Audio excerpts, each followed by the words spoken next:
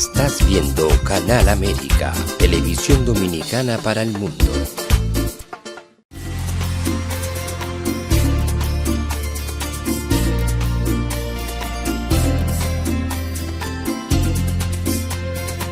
A Time for True show is sponsored by the Office of Dr. Bernard Fialkoff, a periodontal, dental implant and laser specialist in New York City, for over 40 years. Dr. Fialkoff was honored by the International College of Dentists and Pierre Fauchard, and received the Presidential Lifetime Humanitarian Honor from the White House. Call us at 718-229-3838. Sometimes life can be so damn hard. You don't know where to go. Everything keeps falling apart. Yeah.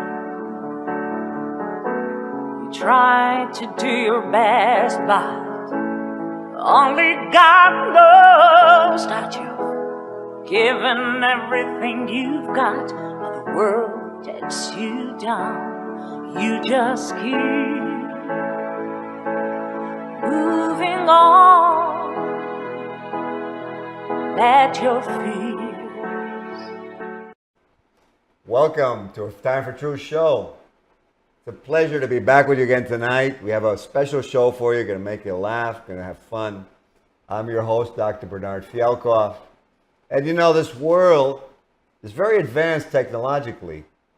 But if you look at it, we're losing our humanity. It's like we're running all over the place and we don't have time to enjoy ourselves. So I thought tonight I would bring back someone who's a longtime friend of mine. And his name is Mr.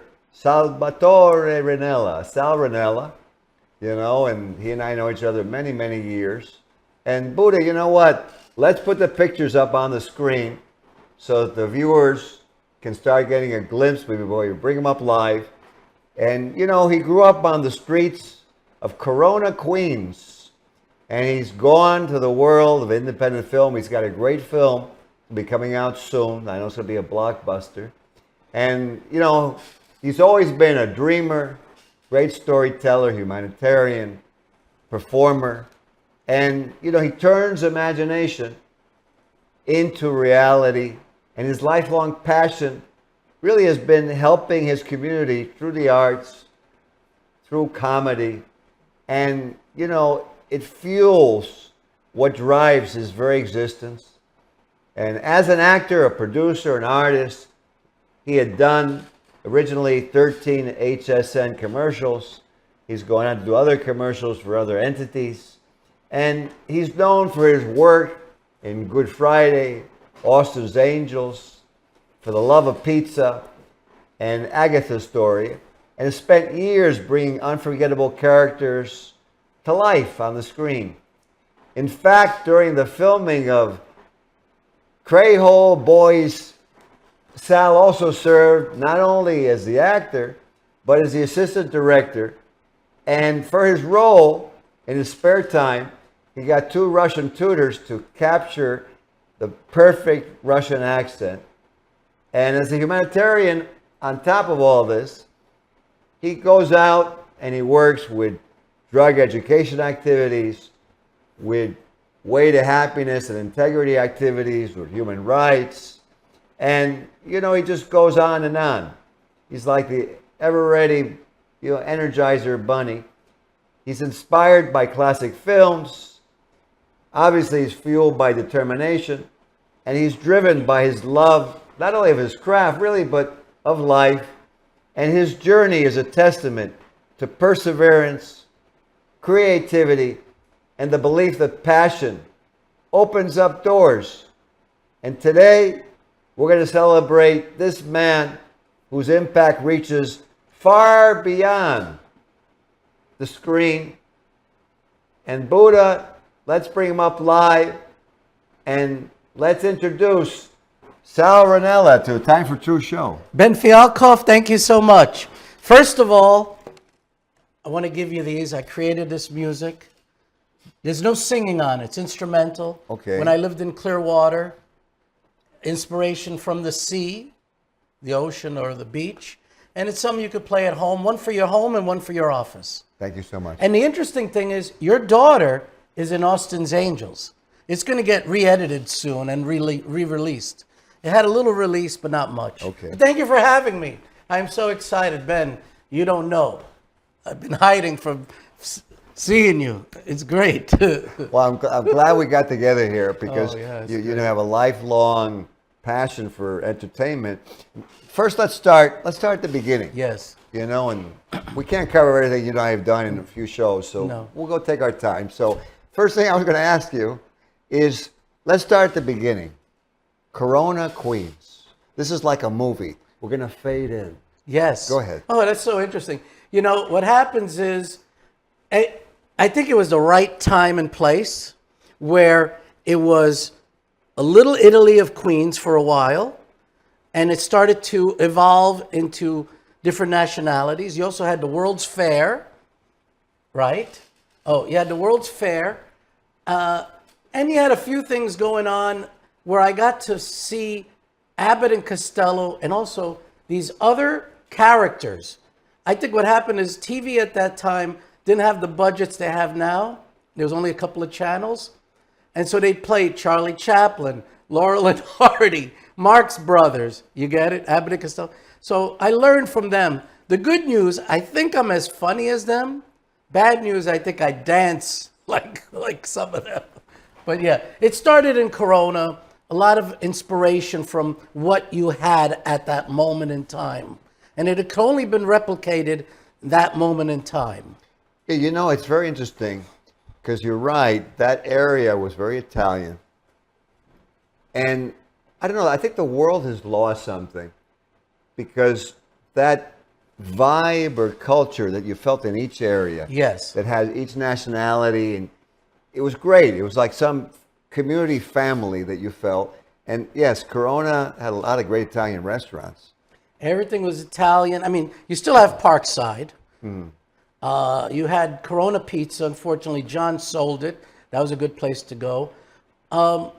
As the world evolves and people kind of don't like that there is people working together and prospering, there's always somebody that says, let's start infiltrating people to break that splendid utopia. Even though it wasn't really a utopia, for a moment in time, Corona, because of the World's Fair, was kind of suburban. And if we go back to Jackson Heights, up until a certain point, was very suburban. I didn't realize that. Yeah, very suburban. But now the world has exploded, and everyone has to live somewhere. Everyone has to have a piece of the pie, as they say. That's right. And so that's what happens. Well, they got to survive. They got to survive. That's what you're going to do. That's life. So I was going to ask you. Yeah. Because when I met you, you kind of like were already in it, but I never really found this out. What was it that drove you to go into like acting, film, kind of music? How did that start with you? What happened? Well, I did a little bit in college. I met this pretty girl at the job, and she goes, "Oh, by the way," That'll always do it, right? Yeah. She goes, "Oh," she tells me she goes to Queensboro, and I go to Queensboro, right by your practice. That's right. She goes, "By the way, Monday I'm auditioning for a theater group there. You want to come?" But that's not where it really started, where there was a lot more success. It was when I met you. Up to that point, I only had one extra role in my whole resume. Yes. I only did some college acting. I went to Queensboro for acting. But then I went back to music. It was until you gave me that first intro session. Most people don't realize this, is that when you gave me that intro session, we ran two incidents. One of them was where I was pushed or fell off a swing or something. And it was stopping me from going on lines. It was stopping me from going on lines, which was stopping me from like going on a diving board, going on lines to go to be in an audition. It was stopping me from going to stage.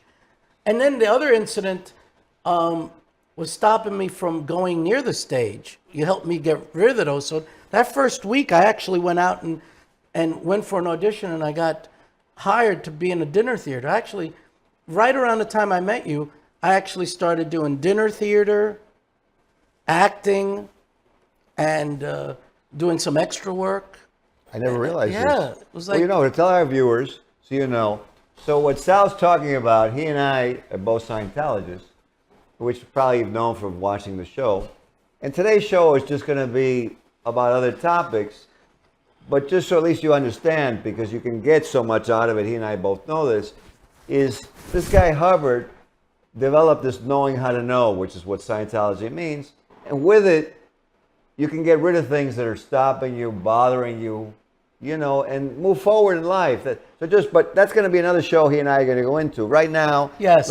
We're going to keep it at this level. okay, cool. But just not to lose them in mystery. Yes, we don't want But don't worry, you can tune in. We'll give it to you. But No, they got to stay the whole eternity with us because there's a lot. There's a lot to cover here. So now, I was going to ask you a question because, this one is not for you and me. This is for all the young people out there who are aspiring, who want to go into either music or you want to go into, movies, or you just want to create. So, what advice would you give them? How should they go about it? How do they start? Well, like I did in the basement. I'd have my mother make me a cape or a little costume with my friends. I think what happened was we played Cowboys and Indians. I don't know if that's politically correct today, but it doesn't matter. And some of my friends would be so upset. Why do I have to die off? So that's when I started saying, okay, Brian, we kill you first, then we kill me, then we'll kill Lenny.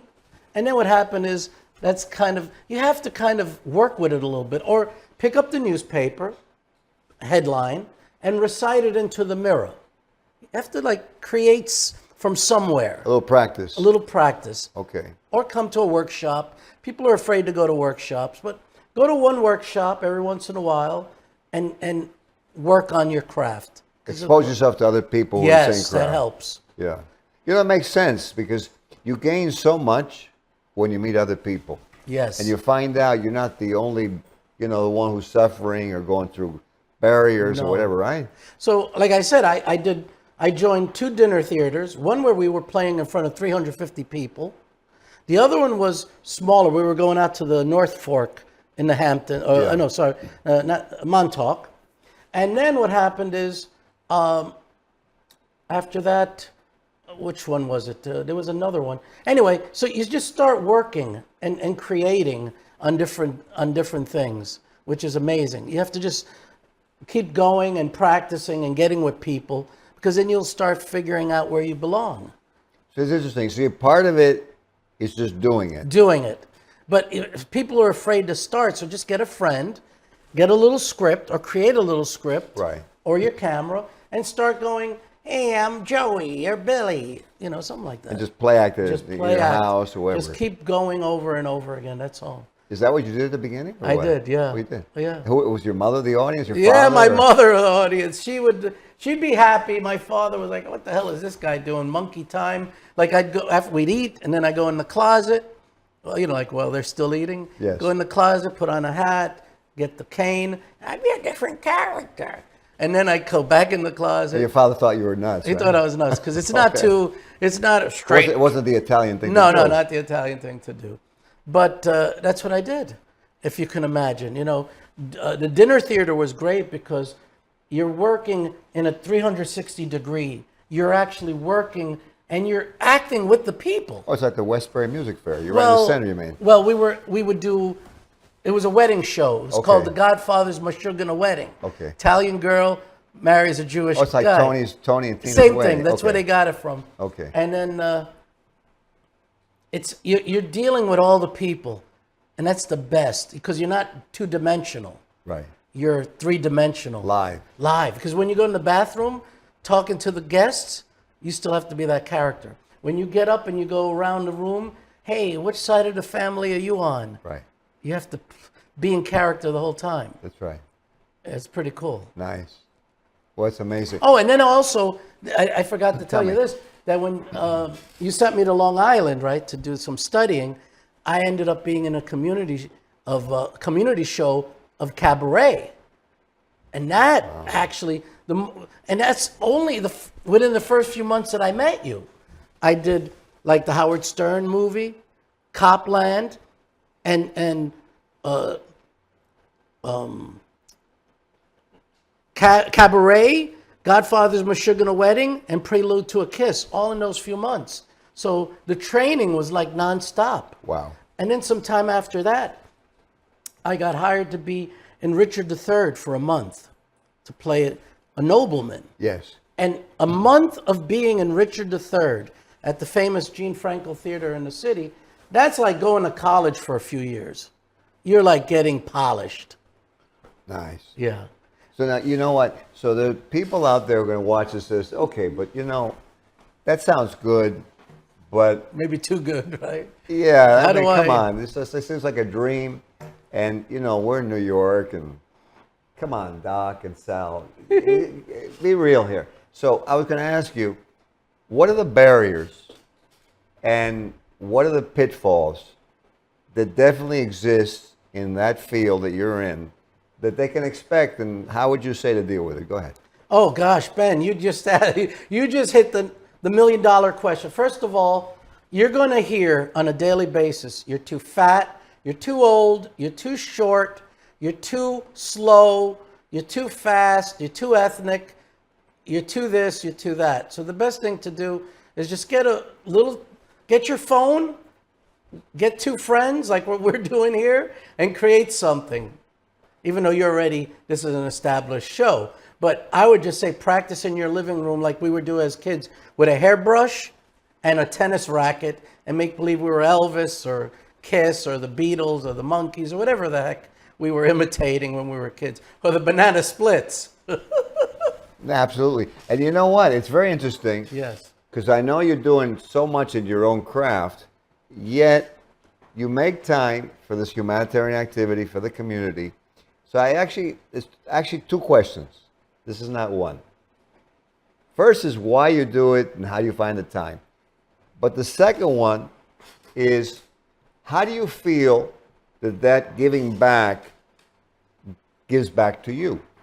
Oh gosh, when I first met you and you'd had me go out and sell books, that's when I started realizing each time I sold a book or went out, I'd get a phone call for a job. So I try to keep that in, that once a month you got to do something free in the entertainment world or something. But the community is, because you see society is losing its grip on culture. There is no culture. Where's the culture? The lack of culture is what's going on, right? So what happens is, by giving back, like last week I helped plant, I was actually power washing the facade of in Harlem, the sidewalk. I planted flowers, passed out Way to Happiness, because to be competent, right, as an artist, you have to get out there with the people and look at the people. When I first started being an actor in college, and the job sent me to Manhattan to be a messenger a couple of times for the job, I would wait a few minutes and stop by a bus stop and just watch people, how they would look for their wallets or do whatever they were doing, and started putting it into my act. Because you can't act without watching people. It's a prerequisite. Absolutely true. And Buddha, how much time do we have on the show? How much time do we have? We have 19 minutes. 19 minutes. Yes. Okay, beautiful. You know what? Sal gave us a few films. Let's put on, if we have 19 minutes, I love this thing. I want to watch it again. Let's put on the one that's a little longer that he gave us.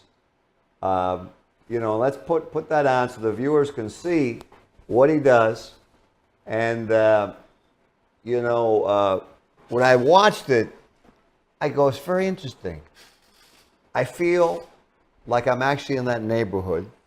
And I can see and feel, and it's like you kind of like transported me into that, which, I got to tell you, is like one of your great attributes that you have. You have a number of them. And this one, you're welcome. It's like you transport and, you know, you're like a live medium. You know, you bring Thank you. You bring Appreciate people it. to a different spot. How are we doing with that movie, Buddha? It doesn't hurt that the movie kind of We're takes ready? place in 1974, right? Well, let's go to Okay. it and let's show the viewers a little Sure. bit about Mr. Sal Rinella. Thank Here you, we man. go. you hear Preview the on time news? for. No, I hear we're getting a new manager. really, yeah, I heard something about that. Yeah. What's the story with that? I don't know. It's coming from up top. Hey guys, Yo, I'm Richard, the new manager. I'm implementing some new analytics, which is going to improve statistics, productions, and morale, and it's going to be fantastic. You just follow my new lead. We're going to be fantabulous, okay? When I was assigned this managerial position at Brooklyn Motors, I took it upon myself that I will be changing the work culture here for the better. Okay, guys, you feel motivated and activated for my program here? I'm just here spinning my wheels day after day after day. I'm only here for a salary. I'm not here for some motivation. I am ready to implement this much better, streamlined viewpoint of the analytics to get production in and out. People are waiting for their cars. Are you ready for this, sir? I think he is. Listen up, guys. Starting today, we're raising standards. Ivy League, Harvard prick trying to tell me how to do my job. You gotta be kidding me. They joke like that because they respect me. That's South culture. That's what it is. They respect me. I'm not offended at all. I don't speak English. That's a great one. That was the first one we ever did for Brooklyn Motors. Well, you know what? That's why I love it. It's like you put me back in my own surgical office. I see that that's about how much they listen to me. Yeah, of course. You know, and I say, oh my Lord, am I alone in this world? But, you know, that's what we need. We need a little humor, a little levity. But now I want to ask you something, because you've gone at this and you never stop. Why do you feel, and it's not just actors, it's anyone really, so this is kind of a general question. Why do you think people give up on their dreams? They give up on their own dreams because they give up on themselves, because it's like they think the obstacles are too much. It's like, oh God. I mean, people sometimes call me to help them create, and they'll pay me to write a script or put something together, a business plan, synopsis. And at some point, they just give up. It's not easy, but you have to have, you can't just say, I have a story about my uncle. You need to see it in your mind as a finished product, and that you want it to go further than just this one idea. Like for me, I'm not just Richard that you just saw. I'm not just Father Nello. I also play characters in different projects. I play in another movie called Telegram. I go from a homeless guy to a guy that starts singing telegrams. Anyway, what happens is I see the whole finished product before I start. So I see it through. Somebody has to be the engine. Somebody has to be the impetus. Somebody has to be has to have the initiative, like the rocket fuel. Somebody has to have it. And if there's a couple of people like that, then you get things done. That's like right. you and Buddha. That's why this show is a success. That's right. There's two people putting it together, and it works. Persistence. It has to be persistence on a given course, because otherwise you go, next stop is whatever, Cloverdale, Cambria Heights. Cambria Yeah. Heights, and then you never make it. That's right. You never make it out of the state. A lot of people never make it out of the driveway. They don't get into the station to begin with. No, they right? don't get in the station to begin with, because they go, I want to be a race car driver, and they don't understand that every week you do a pit, every time you do a race, you're going to need $1 million, whatever it is. A lot of money. A lot of money, a lot of It's- energy. you know what, though? It's a good point you made. It's not money. No. It's energy. Energy. Because let's say tomorrow you call me up and you say, let's do a relay race. Okay, what does it take? And you tell me it's going to take 5 weeks of training. Okay, I'll meet you. Great. So guys don't even want to do that. They call me, I want to be in a movie. Great. Come to my workshop. Right. I do a free workshop at the church once in a while. Right. You have to put in some time. You just can't say, I want to be, and then without the work. That's right. Yeah, there's the you know the actual doing this, so you can get to that dream. A lot of people think it's just like they see people on TV, and they see a great actor, you know, like Anthony Hopkins, and they think, well, he was just born that way. You know, Anthony Hopkins, it's funny you bring it up. He says that he does each line 100 times. He walks back and forth in his living room doing that line 100 times. Wow. Before he moves on to the next one. He is, to me, unbelievable. One of the best actors I think I've ever seen. The guy, every movie he does makes no difference what it's about. He did one recently that I loved that was about apes. I don't know if you saw that one. No. Wonderful movie. And you know, he really brought something to life because in the movie, unfortunately, the apes die. Oh, wow. But you see, I'm not going to give the movie away because I'd love you to watch it. But what happens is really important, and it's part of the show actually. He realized how in that movie, he goes how humanity has lost itself. And I don't want to say too much of it, but it's a great movie. Check it out. I'm sorry, I can't even tell the name of the movie, the title, but you should check it out by Anthony Hopkins. And you know, our world is so fast-paced, and we're reaching the end of our show for this segment. I want to ask you, what would you like to leave with our viewers that you feel, you know, why don't we pay a little more attention to this for our world? Go ahead, Sal. You know something, Ben? When we grew up as kids in Corona, what we noticed was the shop owners, the people that owned their homes, first thing in the morning, they'd come out, sweep in front of their homes and shops. Start with like self-preservation, self-care. You know, like what you own or what this little piece of the world is yours. It's important that everyone start there. We don't all have to be superstars and everyone throw flowers on the ground for us and applaud and bring us sparkling water. Start with something simple by like taking care of yourself, taking care of your space, and where there's a void, do something nice. Pick up the litter in your neighborhood, plant flowers, do something nice. Help a kid by tutoring. I would start with that. Help somebody else. Help somebody out, because don't forget, a man only stands as tall as when he bends over or reaches down and helps a kid. That's right. And don't forget, the culture is only as strong as we make it, you know? strong as we make it. And what happens is if there's a void, people are going to start going like this, down and down, and start using a substitute. That's right. And that's where we're at right now. That's sadly. Right. Yeah. And I'm glad you have this show, Time for the Truth. And it's time that we do speak up, because I think what happened is we've allowed X amount of years of closing our eyes, of allowing this city to go the way it's gone. That's right.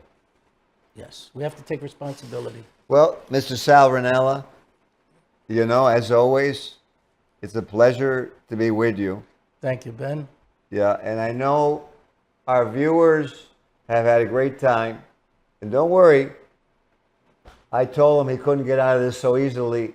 So we're going to have him for some more shows, because I know that we can offer a tremendous amount, and that he will enlighten and actually also a little relieve some of this excess weight that our world seems to have, with a little bit of levity. It's some good advice that actually has worked for him. Sal, thank you so much for being on the show. Thank you, Ben. Thank you so much. What a great show. Well, much success. We're not letting you out of it. So you're going to be back some more. Thank you. And for all of you, we hope you've enjoyed this segment of A Time for Truth show. We will see you on the next episode. Be well. This show was sponsored by A Time for Truth Foundation Incorporated as a community service. Sometimes life can be so damn hard. You don't know where to go. Everything keeps falling apart. Yeah.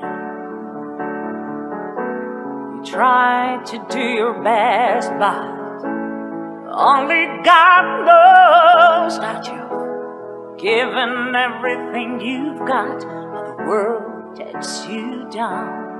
You just keep moving on. Let your feet